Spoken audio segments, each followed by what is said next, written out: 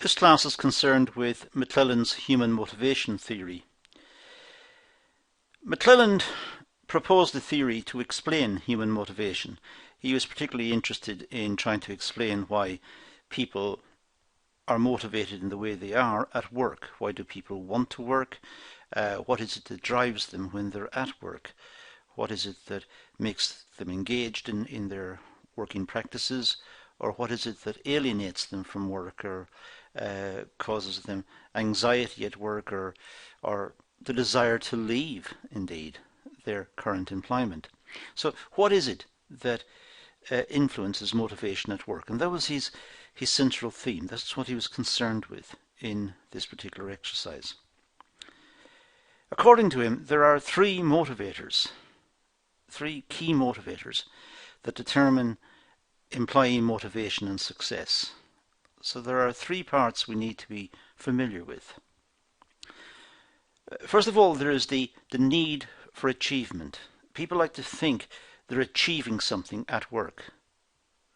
That motivates them.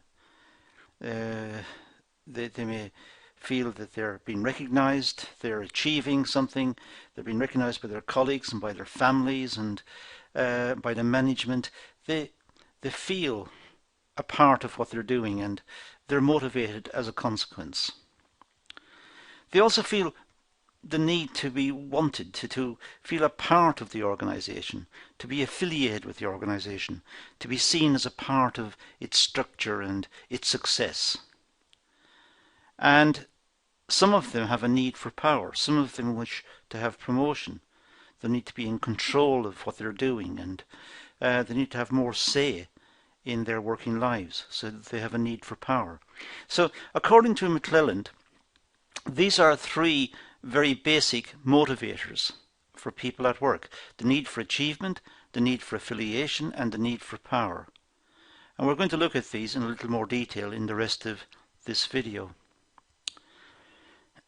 He suggested that the needs are developed through an individual's age, culture, background, education, and life experience. So where we get the three needs, achievement, affiliation, and power, where we get those will be in part related to some other aspect of our lives, our age, or our culture, our background, our education, our life experiences. So we're bringing something else to bear. Something is within us which makes us want achievement or affiliation or power. So these are the background influences. In other words, not in order words, but in other words, these needs are learned through social interaction rather than inherited. So the three needs that we were looking at, achievement, affiliation, and power, these come through us through social interaction. They're not inherited. They're not something we received from our parents or our grandparents. All individuals acquire the three needs. However, only one is most dominant. So all the individuals, according to this view, all individuals have these three needs: achievement, affiliation, and power. But only one of them will be dominant. Only one of them will show through. Perhaps it's a question of our capacity to develop two, maybe too much for us. So we develop one of them. Managers are able to effectively motivate their employees if they can identify which need is most dominant in each individual.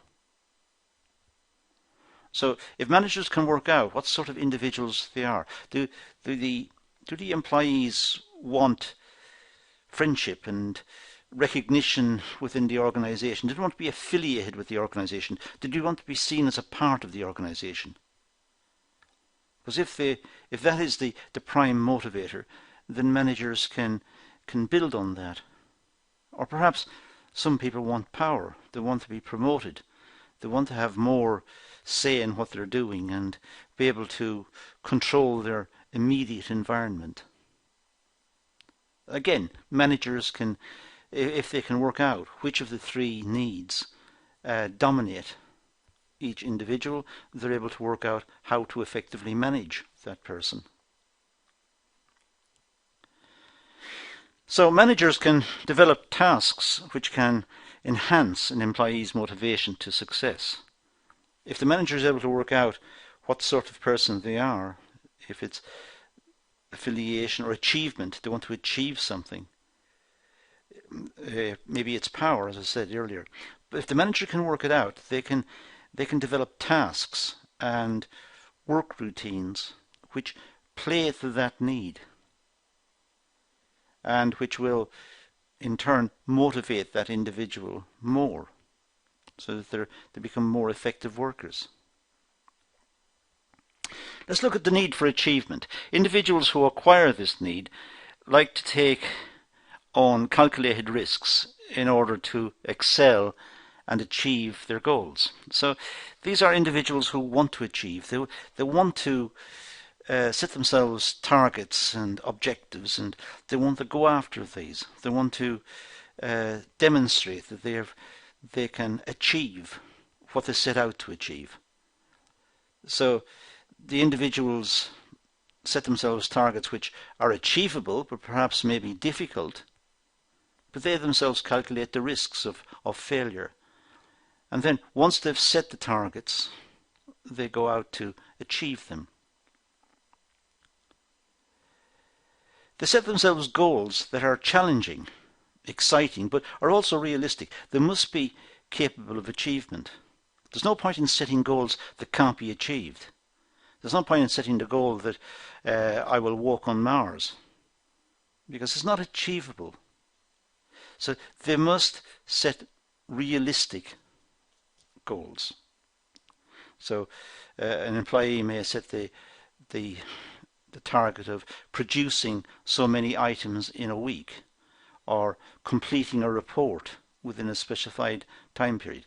And when he or she completes the report or achieves a certain production level or whatever it is, they feel a sense of achievement. They've done it. And that's what motivated them. It's the sense of achievement, the sense that they have done a good job, and they feel good about it. They like to, generally speaking, work alone or with other achievers. They don't like to work with anybody. They like to either work alone, set themselves their own targets and get on with it, or alternatively to work with others who are similar-minded to them, people who set themselves targets as well, and sometimes that can lead to competition. Sometimes that's good, or sometimes it can become a little difficult to manage because the rivalry may become too intense. But generally speaking, these individuals don't like to work with anybody. They don't like to work with workers who are complacent and easygoing. They like to work with colleagues who are out to achieve something as well. So they're similar-minded. Achievers need regular feedback, as this is the only means by which they can assess their progress. So when workers set themselves targets that they want to achieve, they like to have feedback. They like to be told how well they're doing, or how far short of achieving the overall target they are, and this inspires them to get on with it, to work harder, or to try harder. They like to know where they are at any one moment in relationship to the target they've set. How far off are they? Money is a type of motivator, as it allows achievers to analyze their success. So sometimes when workers set themselves targets or goals that they want to achieve, and management recognize it and recognize them as good workers, they may be given bonuses. Well, they see the bonus as a recognition of what they have been doing and of their achievements.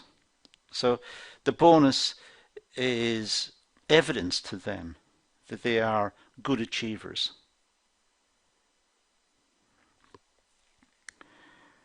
They don't need to be constantly praised in order to keep them motivated. This type of worker has it in his or her head. They are self-motivated to a large extent. They want to achieve. It's part of them. They like the idea of a challenge. They like the idea of setting themselves a goal and going out to try to achieve it. They don't need to be progressed or watched. They do it themselves. They simply get on with it. So they don't need a lot of supervision. Now, the need for affiliation. Well, this type of need, individuals are more concerned about being liked and accepted. They want to be liked by the management. They want to be liked by their colleagues. They want to be accepted. They have a need to be wanted. They form informal relationships within the organization. They talk to each other, and they want to know each other, and they want to, it's a community to them. They want to be able to share their problems and talk about what's gone right and what's wrong, not just within the workforce, but within the working environment, I should say, but also what's happening to them in their own personal lives, what's happening in the community. So they're forming informal relationships that are, in a sense, support for them as individuals. But they want to be part of the organization. They want to be accepted within the organization. They like to work in a team, and they like cooperative environments. Working in teams, there are all sorts of support mechanisms and people they share something in common with, the achievement of the objectives of the team. So they like to speak to their colleagues and talk to their colleagues, and sometimes the conversations drift away from perhaps from work, the immediate concern, and ask about each other's health and what they did recently and have they seen a certain thing on television. And that's not wasting time. That's a part of this affiliation requirement that they have got. They need to be accepted by the management. They need to be accepted by the company. They need to be valued by the company. They have this need. But they also need to be valued by their colleagues, and they need to share widely. It's a part of their life, and they want to share it. They're very good in customer service environments or as team players. They like dealing with people. They like trying to understand people and solving problems for people and being helpful. Now, the need for power. Well, this type of need is associated with individuals who like to take control and lead others. They can become argumentative and have the ability to influence people. These are quite strong personalities. If they don't get their way, if people don't agree with them, they may be argumentative. They may want to dispute situations, and they may want to call meetings or demonstrate why they're right and why others are wrong. They have a need to promote themselves. They have a need to push themselves forward. And they believe that their views are correct. And any alternative views are, in a sense, wrong. They have the best view. And they have a need to control their environment. They have a need to have power, to be seen, to have that status. They're suited in leadership roles, as they like to be dominating and competitive. There's a problem about having them in leadership, however, and that is they may not inspire teamwork. They may not inspire others to follow them. They may prefer to force people to follow them. They have a need for power. They believe they're right, and everyone else should follow them. And perhaps good leadership requires a more cooperative approach and taking the workers with them rather than forcing the workers to be with them. But nonetheless, some people have this need for power. Some people have the need to have control over their environment and to get others to agree with them. In order for managers to help motivate individuals, they must give appropriate tasks suited to each individual and their needs. So it's imperative that management understand the workforce and understand the type of person they're dealing with, and thereby give them tasks that ideally suit them and suit their personality types. See what it is, what sort of needs they've got. Are they achievers? Are they looking for power? Are they do they want to be liked by the organization as well? So managers need to try and figure this out, and in that way they can more effectively deploy their workforce, and the workforce will be happier as well as a consequence. High achievers, challenging but realistic tasks, constant constructive feedback, opportunities to work alone or with other achievers. So it's important for the management to try and work out what sort of people they are. Give them realistic tasks, give them constructive feedback, and give them the opportunities to work alone or to work with others if they wish to do so. Of course, all of this is dependent on whether this is practical within the workplace. We're assuming here that the workplace is of a scale that enables management to be able to have this flexibility. High affiliation, well, best working in groups, informal environments, personal feedback, manageable tasks. So to have affiliation with the organization, it's best. These type of people like to affiliate, they like to mix with others, so they like to work in groups, they like to have informal environments if possible, they like to have personal feedback, and they like to have their tasks that are manageable. They can achieve it quite easily within their capacity. For power, well, there's leadership role, direct feedback, goal-orientated tasks.